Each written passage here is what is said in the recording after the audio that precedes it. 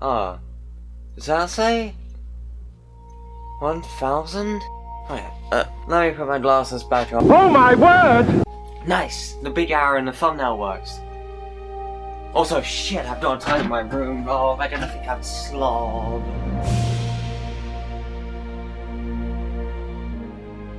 Okay folks, hi, welcome to my YouTube channel. This is the first time I've had a consecutive weekly upload in 2 years? Yeah, 2 years. Yeah, support for the last Devlog has been gargantuan for me. So, you know, thanks a lot for that. But I also do feel a bit of an increased pressure to explain everything about the lore, so I'm gonna start to do that now. I don't even have a design for any of my alien species. I'm screwed, man. Jeez.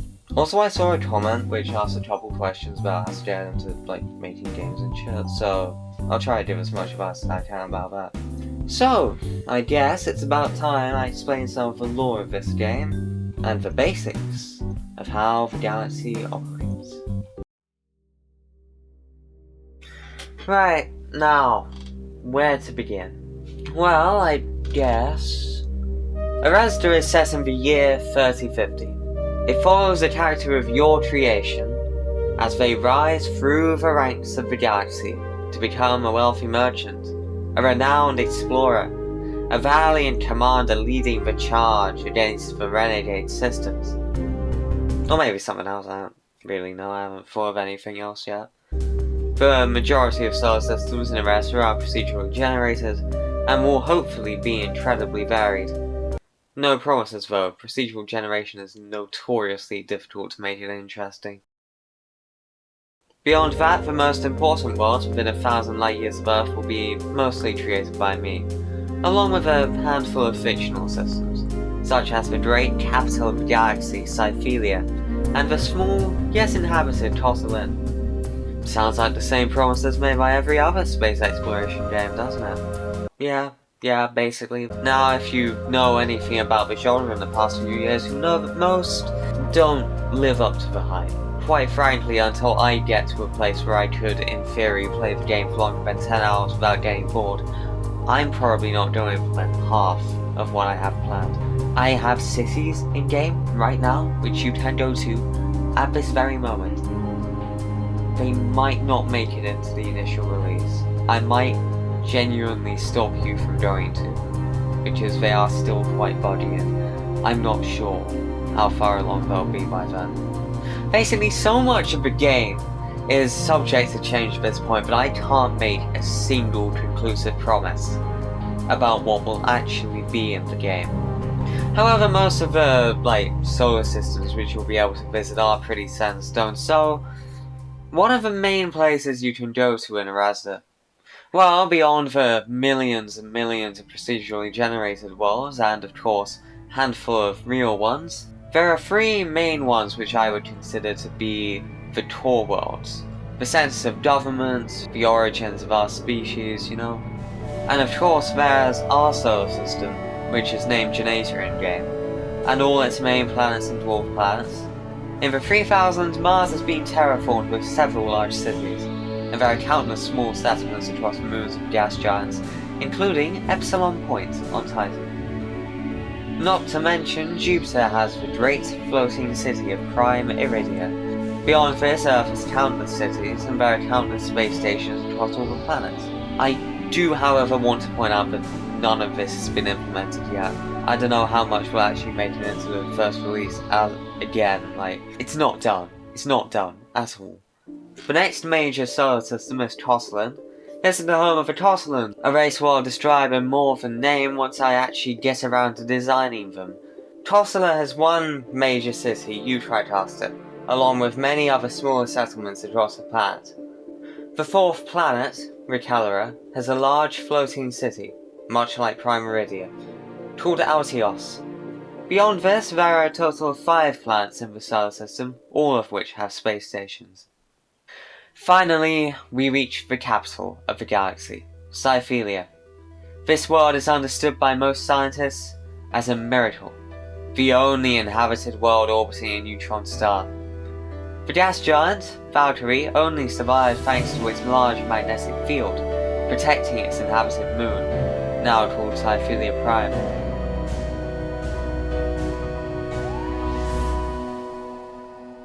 This planet, now home to the Cyphillians, who once again I will not elaborate on, has been transformed, and nearly 5,000 years after the supernova known to Cyphillian myth as the First Death, the large moon has transformed into a sprawling planetary city covering almost half of the landmass. This moon boasts the most occupied landmass, most space stations, and most importance of any celestial body in the galaxy. To many, it is a once-in-a-lifetime experience to see. Of course, these are only the tour boards. Venture outwards and there are millions of worlds to explore. Other notable locations will include Bellatrix, capital of the CKP. More on them later. In the outer regions of occupied space there are many micro-federations as well, which will provide many trade opportunities. But how did it all come to be? How did the Union come to be created? How did we as a species reach the stars?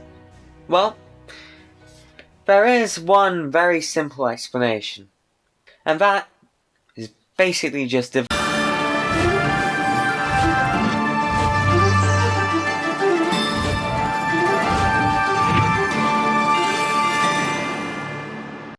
In the year 2220, a seemingly ancient alien artifact was discovered buried into Deimos, second moon of Mars, which contained the information required to construct an Alcubierre warp drive of speed surpassing 50 times the speed of light.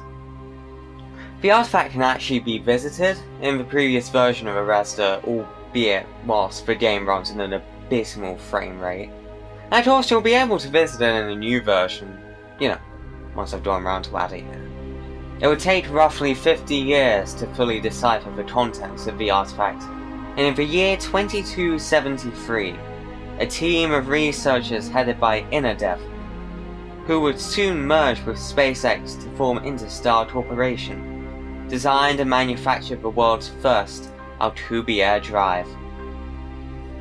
It would be another 20 years before an upscaled version of this drive, which would be capable of reaching 50 times the speed of light, would be designed for a spacecraft, the Interstellar Test Vehicle Mark I. Even in the present day of the game, the Mark 50 variant of the now renamed Interstellar Transfer Vehicle still flies for large long-distance payload hauls, and can often be seen docked to the Cyphillia space dock. And finally, in 2299, after nearly 7 years of interplanetary testing, the first two warp-capable spacecraft, ITV-A and B, set off on their first interstellar voyage to Proxima Centauri, and returned home safely, proving that humanity had entered a new age of exploration. Soon an armada of nearly 50 ITV spacecraft would be amassed, providing logistics for out-of-solar system colonies and making space travel a mere flick of a switch compared to previous years. However, it wouldn't be long, only 30 years or so, before we discovered the next inhabited world. A mere 20 light years away, around a red dwarf star most considered worthless, a new sentient race was discovered.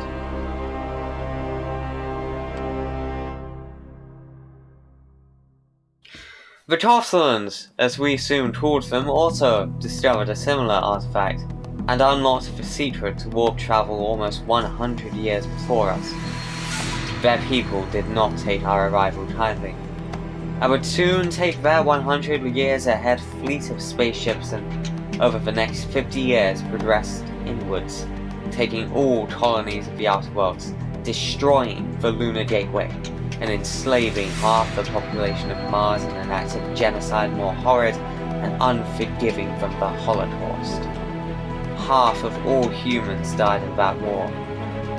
And yet, in the last 5 years, those who remained would rise up against their captors, retake the colonies, and would soon reverse the roles, killing nearly all Costlin invaders, and pushing back, taking their ships and bringing the fight to Kosovo, destroying a third of their population in the process. However, on both sides, rebellions against the ruling governments, the Troslan Emperor and the oligarchs of humanity, would lead both governments to be overthrown, ending the war as both sides signed their respective ceasefire treaties. Throughout the 2380s and 90s, a new golden age of exploration began, as construction of new, more capable warp spacecraft would commence throughout the 2400s, expanding our horizons to over 500 light years, with one expedition even making it as far as the Orion Nebula. However, 480 light years away, in the middle of a lonely nebula, sits the heart of a galactic empire, Cyphillia Prime. For millennia they had been exploring the galaxy after finding their own artifact, with almost 200,000 stars in their jurisdiction. When we reached them in 2496, they would go on to attempt to invade both Earth and Tossala. Yet miraculously, our joint forces proved themselves against them, with minimal casualties, and they declared their 100-year ceasefire after 3 years of battle on the 1st of January 2500 at midnight. Now at this point, things began to slow down a little, and it's also time that I'd like to introduce something very important about this universe and how it functions, and that is the Great Silicon Defecit. For reasons I won't get into because, spoilers. Most planets in the galaxy have little to no silicon at any point in their crustal mantle. The few systems that do have high silicon planets include our own, along with Cyphillia and Tosslan, as well as younger star systems. This means that, however, throughout the universe of ARESDA, not only is silicon extremely valuable, but the majority of computers which you will interact with are far less powerful than our modern ones. In fact, it's so valuable that many systems have limits on how much silicon can be used in commercial products. In any case, past the 2500s, commercial computer technologies begin to devolve outside of government projects, such as the Hyperwarp Relay, which uses lightweight probes which can travel up to 31 million times the speed of light for short bursts, to allow for practically instant transfer of information between nearby solar systems. In addition, large scientific research centers still have mega computers of a similar proportion to today's. Throughout the 2500s, 3 new spacefaring species would be discovered within 2500 light years of Earth. As all of our races expanded over the next 100 years to claim nearly a combined 500,000 stars, and the borders of our empires blurred, it slowly became apparent that a practical alliance was forming, and 31st of December 2599, 3 hours to midnight, 3 hours before the ceasefire was due to end, and 3 hours before the introduction of a new 360-day year, 30-day month, 8-day week calendar, and the dawn of Primeri, the 1st of the 1st 2600, the Centaurus-Orion Pact was signed, and thus the Union was formed. From here, all years are 360 days long, and I refer to this in-game as New Coordinated Time, NCT. In fact, as I'm recording this, the current day, the 6th of the 3rd, 2024, is actually in NCT time, the 16th of the 10th, 2015. Within the first 5 years, general consensus placed the capital of the new Union at Cyphillia Prime, as they had the largest territory of all species in the Union. In the 2600s through 2900s, 13 additional spacefaring civilizations were discovered, with a further 5 being non-spacefaring. In addition, space travel slowly became more accessible to the general public, with companies such as Black Hawk targeting a far more consumer market. Throughout the 2800s to 2900s, many rebellions would occur in the outer systems, and many small microstates formed and merged with one another, forming the Outer Rim Alliance, the Republic of the Udal Nebula, the Principate of Carina, and many others. However, these only possessed around 25,000 to 50,000 solar systems each, with the remaining UCOP totaling over 1.3 million solar systems. It wouldn't be too long, however, before a new threat emerged. In the late 2900s, the Cyphillian military staged a 2-month-long coup, briefly forcing the UCOP to relocate its government to Earth, and knocking Cyphillia from the Union temporarily. The coup failed, however, due to the general public revolting against them, and Cyphillia Prime was restored as capital. Then, in 3002, out of seemingly nowhere, 85,000 mainly Toscalan systems seceded from the Union, creating the Coalition of Toscalan Peoples, an imperial regime with Bellatrix as its capital. This group are, for now, peaceful, yet have amassed over 500,000 solar systems by 3050. Much of the CKP's industry relies on deregulation, and often slavery is a major part of its workforce. However, the question still remains: will there be a war? Will the Union crumble under this stress? That's where you come in, and that is your story to experience. I did it. So, to summarise, the galaxy has entered a period of stagnation, with only a quarter of the galaxy explored and inhabited. There are two main factions, the Union of the Centaurus Orion Pact, with 800,000 systems, and the Coalition of Toscalan Peoples, with about 500,000. There are also several microstates with only 40,000 systems each. Throughout the galaxy there is also a great silicon deficit, thus meaning compute power has decreased significantly over the past several hundred years. You, as a player, are free to explore these worlds as you wish, and to understand the many mysteries which this galaxy has to offer. And that is about all the lore which I can actually disclose at this stage of development. However, I still have one thing to go over.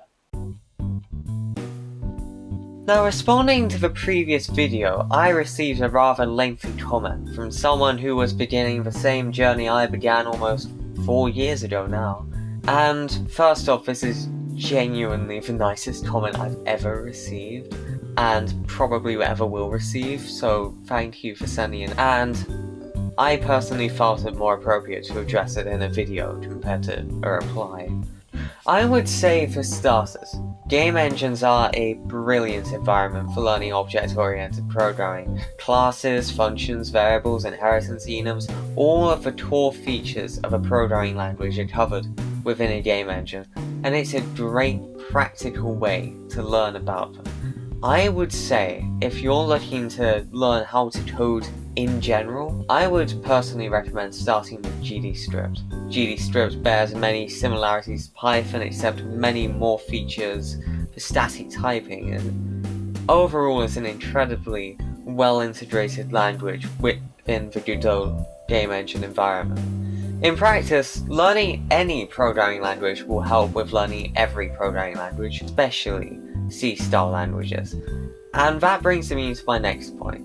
Because GDScript is great, but, it doesn't really have any use outside of Godot. I'd say if you want to transfer your knowledge of a specific language into another environment, go with C#, or even C++. In terms of how to begin, I would say if you have a dream game, you aren't going to succeed in creating it yet. If you're just starting out, no chance. Work on the plot, the characters, the gameplay ideas, all of that, do that. But if you're just starting with programming, you need to start off small. Learn the quirks of the game engine and the language you choose, gain that practical knowledge and make your mistakes there, and above all, something I myself desperately need to do, plan.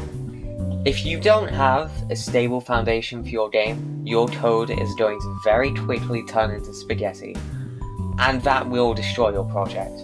At the very least, make sure you have some idea of how your game works. Also comments. I need to use more comments and you should too. Beyond that, I honestly can't give that much advice. Learning how to code is different for everyone. I feel like if you want to learn how, you need to go at your own pace. Do what makes you comfortable most of all. Whatever you do what you love. Do what makes you want to keep working. And with that, I will say, we will watch your career with great interest. And I think that's about it for today's video. Don't expect another upload next week, or next month for that matter. I don't have a schedule and I have exams coming up, and so this isn't really the time to pull all-nighters editing videos. So, now that I think we're all on the same page, it is time for me to depart. Genuinely, thanks so much for all of the support over the last week. It's genuinely incredible, so thank you for that. And with that, I'll simply say, to beam up.